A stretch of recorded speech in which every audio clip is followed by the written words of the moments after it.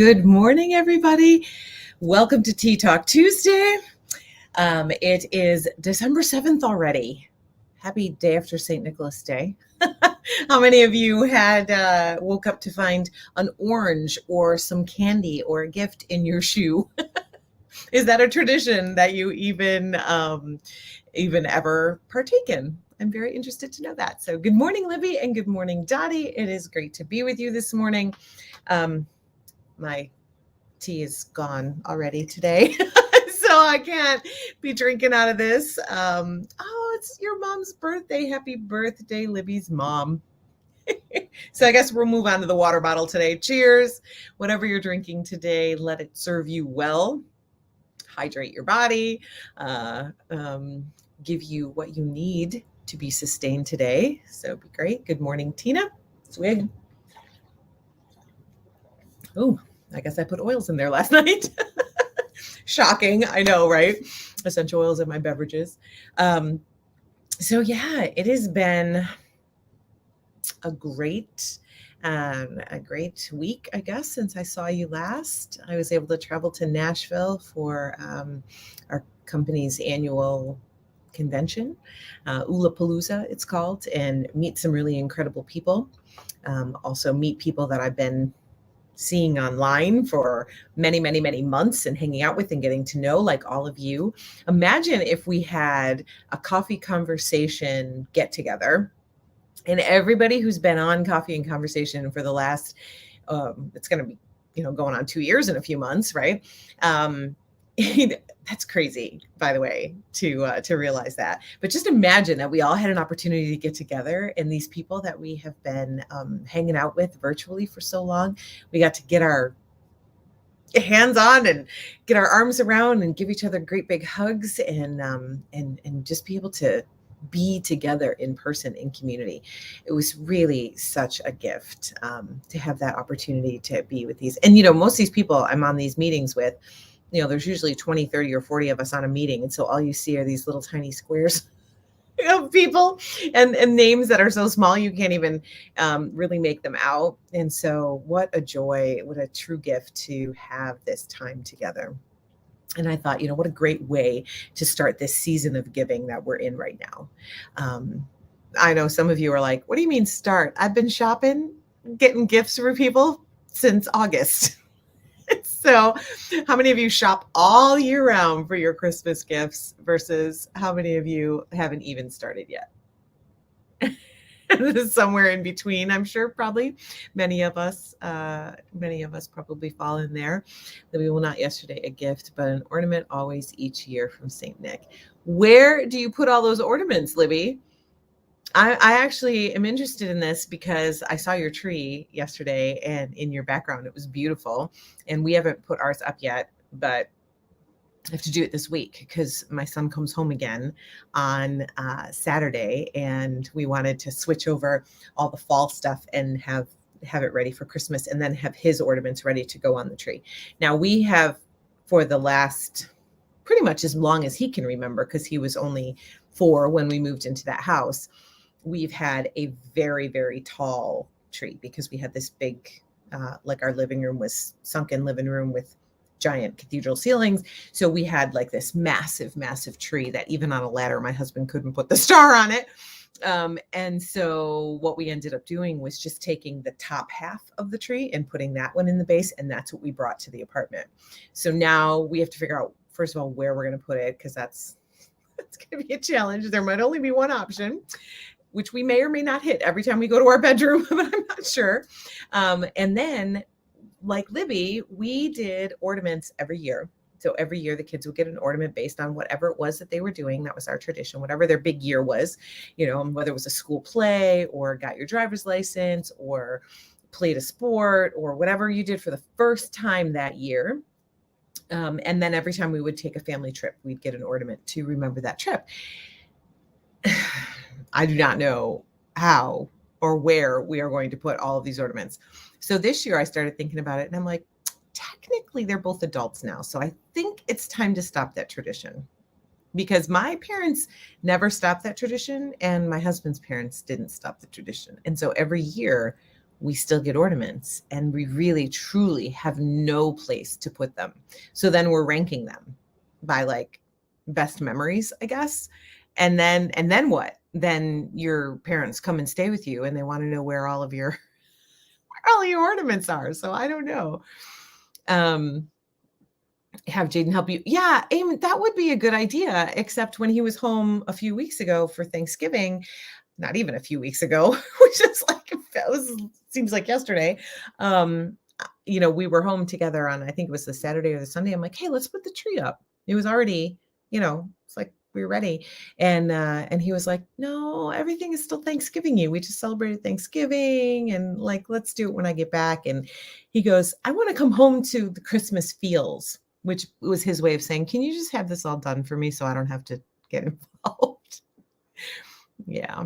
When we're all together, that has been, the tree decorating time was really a beautiful gift that we had and that we did together, but it's just different now. It's, Jess, we're hoping we'll get to come home, but not until the 20th. And so we're not going to wait till the 20th to put the tree up, although I know some people do, because technically, right, our faith tells us this is not the Christmas season. This is the Advent season. This is preparing for Christmas. And I know that for a long time, my brother and his wife didn't put their tree up until Christmas because it was a Christmas tree. And then it stayed up all through the Christmas season, where so many people are throwing their trees out the day after Christmas, when really that's day 2 of Christmas. so yeah. In the bathroom, Amy, you could put an entire giant tree in your master bathroom and you would definitely run out of ornaments. I think that's hilarious. So those of you who have not been to the retreat center yet, Trilogy in the master bathroom is massive. There's actually like a dressing table in the middle of or maybe it's just a giant stool, like one of those giant ottomans. I can't remember because I was only in there, once or twice, but it is huge. It is absolutely huge. So like she could put her workout, if they didn't already have a gym in this place, she could put her like treadmill in there and work out and then just take 5 steps and she'd be in the shower. It'd be great. Maybe it's even more than 5 steps because it's huge. So I think that's great. We have the same issue. Maybe you put the ornaments in different places around the house, like on the fridge, on the mantle, in the bathroom. Yeah, I don't know. I just think I need to kibosh the ornaments. That's just, good morning, Gina. It's good to see you. So I want to talk about regifting. This can be a hot topic. People, speaking of ornaments and people giving ornaments that we can't use, that we just totally have run out of space. Because then the other issue is, okay, this year we'll put these ornaments up. Maybe next year we'll put those ornaments up. But where do you store them when you live in a little apartment, right? These are my problems. My first world problems are real, friends. Okay. So I want to talk about the greatest gift to regift. Okay. So I don't know if you know this or not, but the most common regifted items, plus tell me in the comments how you feel about regifting. Are you like adamantly against it? You think it's the rudest thing anyone could ever do, and you are highly offended if you find out that your gift has been regifted or that you have received a regifted gift? Or are you like, yeah, regifting's fine, perfectly fine. If you can't use something, pass it on, right? Gift it to someone else. I'd be interested to see where you all fall on that. I'm going to ask a couple, actually, a little bit more direct questions that I want you to answer, but it's just interesting to me. So what I'm wondering, what I'd love to hear in the chat here is, we're not talking about regifting right now. We're just going to talk about the greatest gift you ever received. Share that with me. If you could just tell me. Good morning, Angela. Good morning, Gina. We're talking about gifts. Right now, the question is, what is the greatest gift that you've ever received? Right? That one that you will never forget receiving. Okay. And then I guess, you could answer at the same time, what made that gift so great?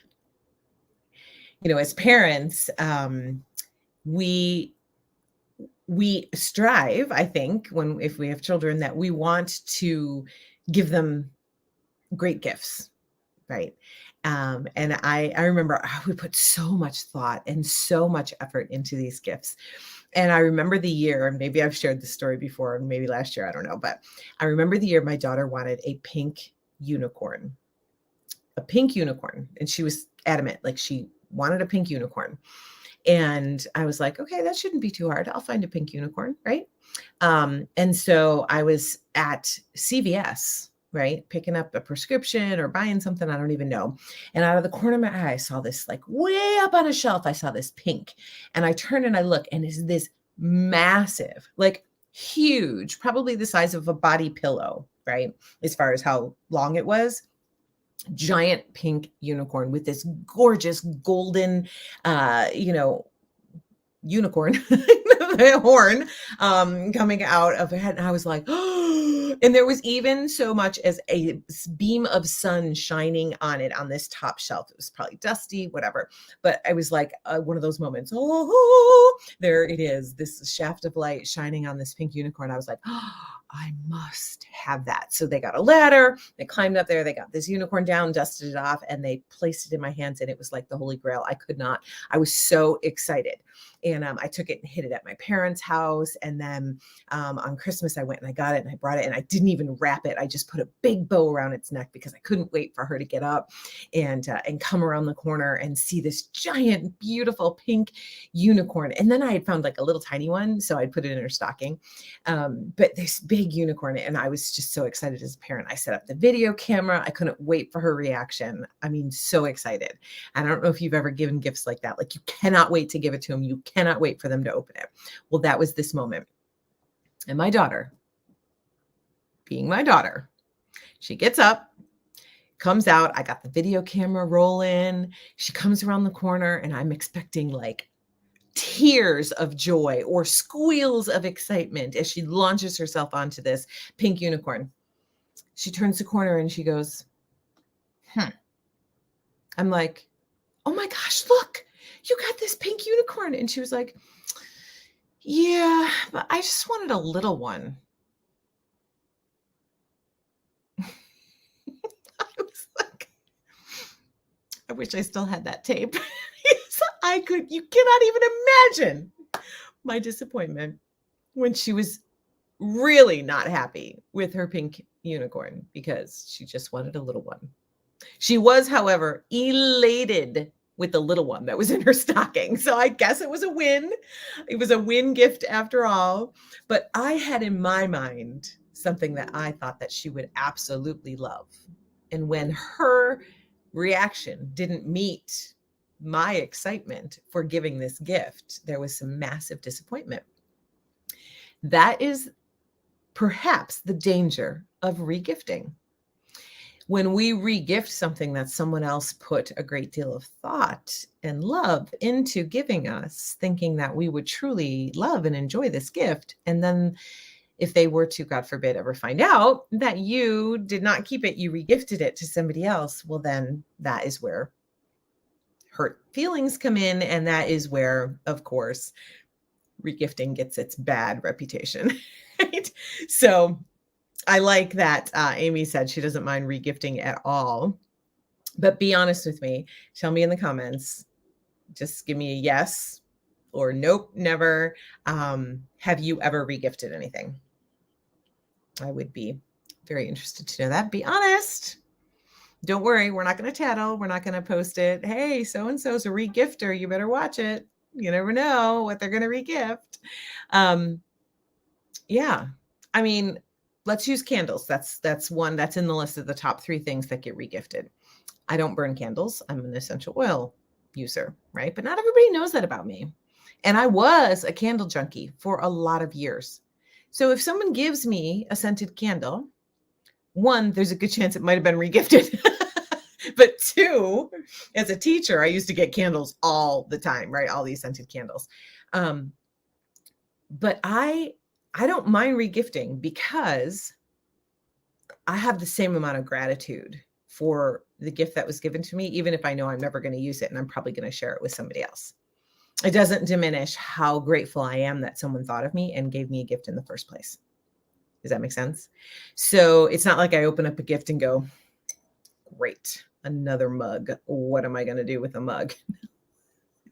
That's real. That's a real thing right now, friends, by the way, because there's one teeny little shelf. It fits maybe 4 mugs, and that's it. There's no more room.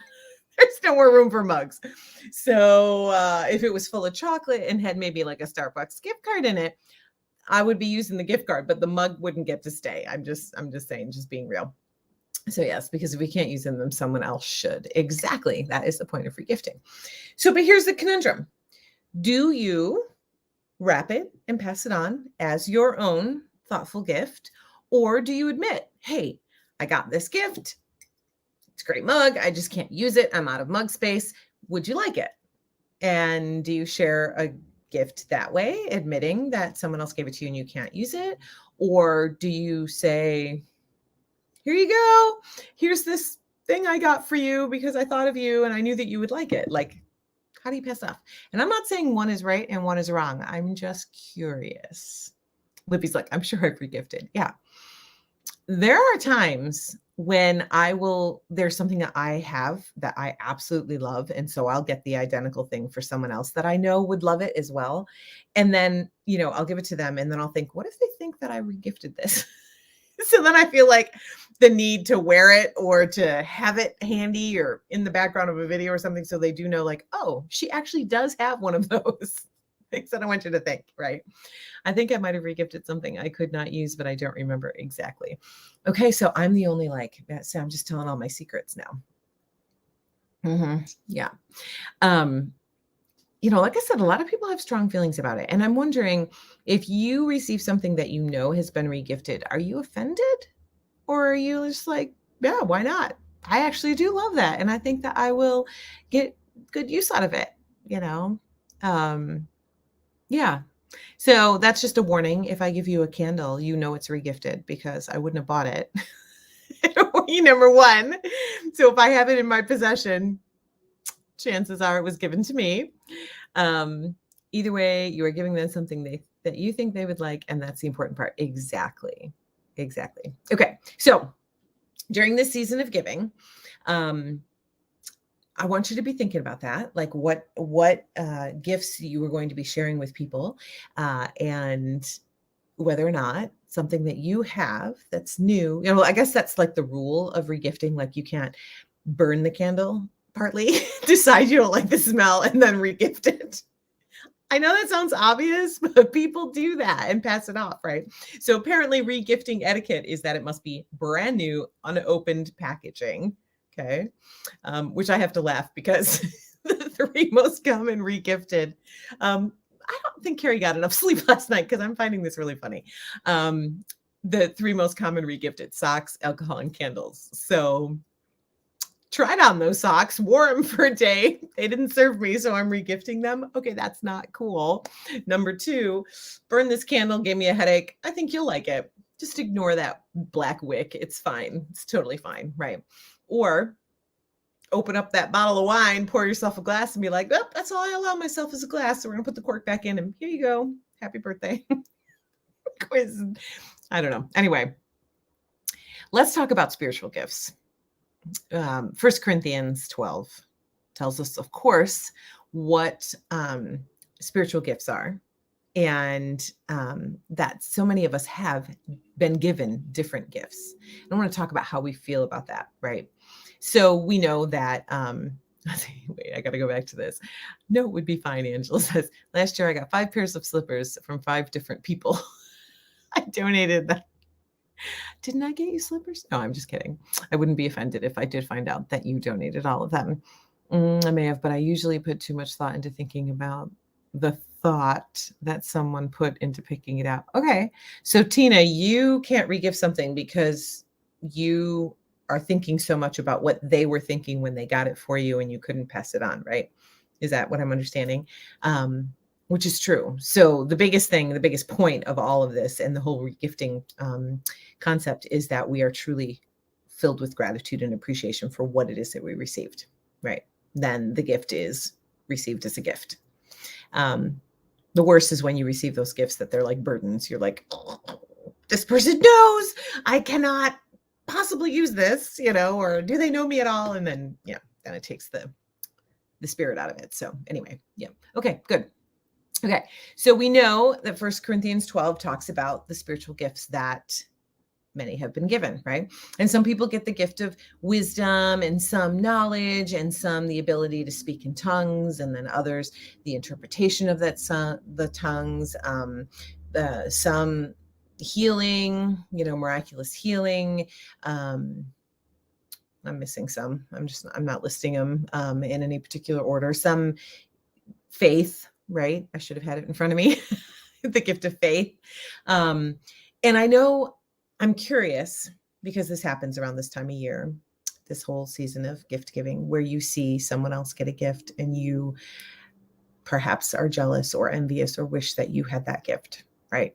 So I'm actually going to be talking about that later this week in one of my programs, probably on Facebook, about jealousy and envy, and what's the difference, and how one of them can serve to motivate you and one of them can actually hurt you a great deal. So we're going to talk about what the difference is between those two, and how to really overcome, because this time of year when everybody's giving and receiving and giving and receiving gifts, it can be very easy to have feelings of jealousy or envy, be envious of what someone else has or is given, or the one that found the perfect gift to share, and being envious of that, or jealous, and really what that means and how it can hurt you or help you. Okay. But when we look at other people and we see the gifts that they have been given, the spiritual gifts, it can help us to want to, to yearn for some of those things for ourselves and to really pray for them.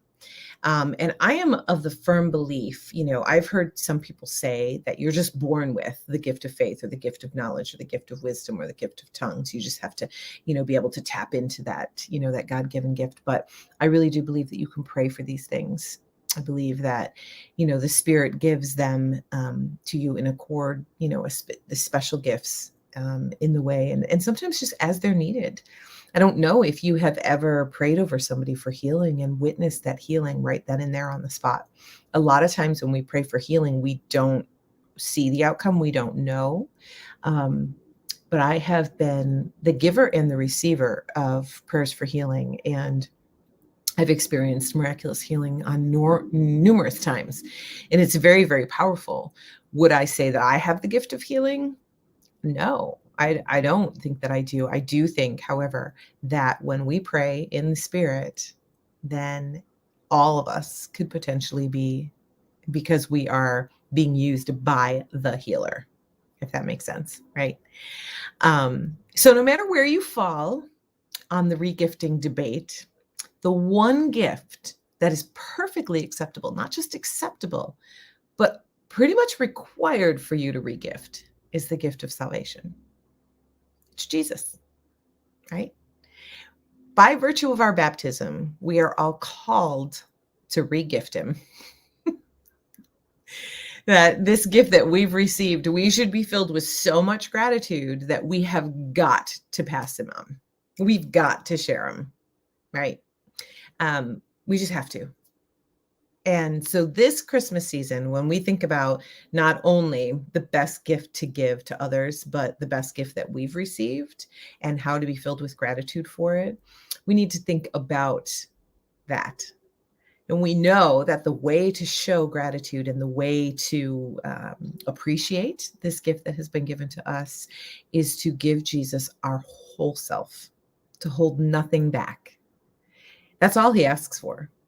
We don't have to run around and do 100 things. We don't have to have a perfectly clean house or a gorgeously decorated tree. We don't have to find a place for every single ornament that anyone has ever given us.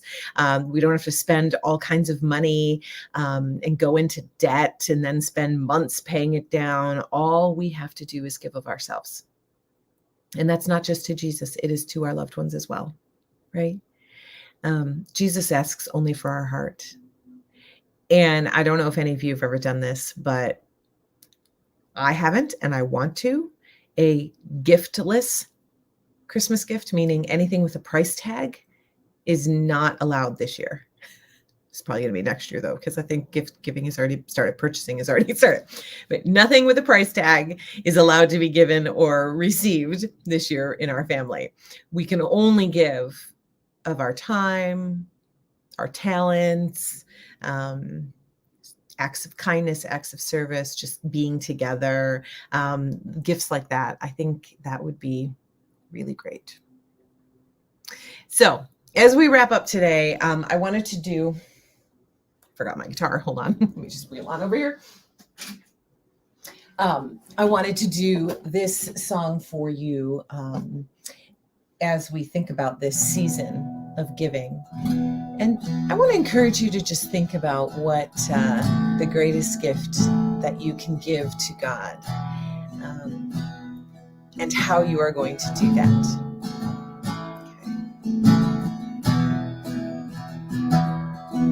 It's a season for giving, a season for caring, a season for all, both young and old. A season for hoping, a season for dreams, a season for giving, we've been told. What gift will you give the baby? What gift will you give the Christ? What gift will you give to show your love? He asks only for your heart. No need has he for silver and gold. No need for your wealth to be spent. No desire has he for what glitters and shines. He asks only for your heart. So give the gift of you to the Christ child. Give the gift of your heart to the King. Bring the gift so simple and lay your life down. Your heart is the greatest gift of all. Your gift may be wisdom. Your gift may be teaching. Your gift, well, it comes from up above. Your gift may encourage. Your gift may inspire. Your gift may give another hope. What gift will you give the baby? What gift will you give the Christ? What gift will you give to show your love? He asks only for your heart.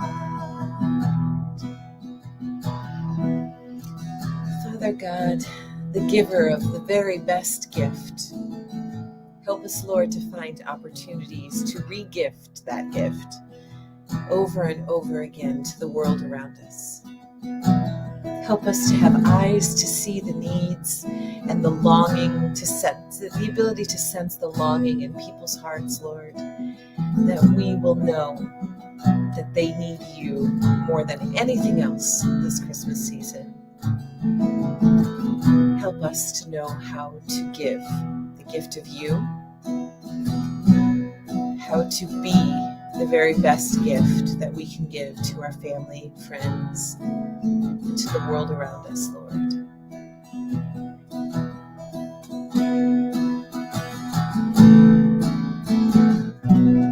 You ask only for our hearts.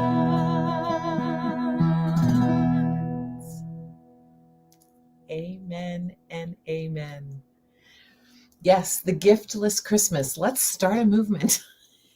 Right? I might write a song about that, Amy. Thank you. And a family that their gifts for each other are either made, sewn, or grown. I love that idea too. That is fantastic. So Tina and Amy and I are going to put together a movement of the giftless. It's not really a giftless Christmas, but yeah, I think it's great. So, all right. Well, have a wonderful, wonderful rest of your day. It is the top of the hour. It is time to get after it. Dottie is in. Thank you for being here. Share the gift of faithinreallife.com with your family and friends. Let's just build up this community. It really is a gift, right? And if you agree that it's a gift, let's share it with somebody else. All right. God bless you guys. Thank you, Angela. That was actually off my one and only Christmas album. Yeah, from 21 years ago almost. So yeah, crazy. Long time. So, all right. Be blessed. Have a wonderful rest of your day and come back tomorrow for Millie. Get some Wednesday wisdom. Take care, everybody.